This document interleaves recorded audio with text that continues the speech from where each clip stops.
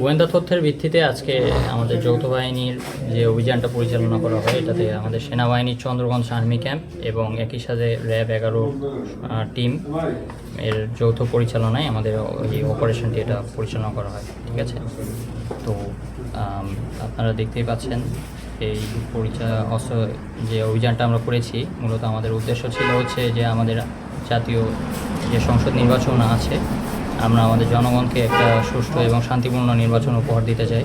তো সেই লক্ষ্যে আমরা যত প্রকার এইসব অবৈধ অস্ত্র এবং গোলাবারুদ যা আছে তার বিরুদ্ধে আমরা এই অভিযানটি পরিচালনা করি এবং আমরা এখানে 2 জন শীর্ষ সন্ত্রাসীকে গ্রেপ্তার করি। আর একই সাথে যে সমস্ত জিনিসগুলো আমরা অভিযান থেকে রিকভার করতে পেরেছি, তার মধ্যে একটি বিদেশি পিস্তল এবং এছাড়াও কিছু দেশীয় অস্ত্র রয়েছে। তাছাড়াও তাদের সাথে কথা বলে পরবর্তীতে আমরা জানতে পারি যে তাদের একটি পরিকল্পনা ছিল নির্বাচনকে কেন্দ্র করে, নির্বাচন বানচাল করার ব্যাপারে তাদের একটি বড় পরিকল্পনা ছিল এবং যাকে কেন্দ্র করেই তাদের এই বিরুদ্ধে অভিযানটি পরিচালনা করা হয়।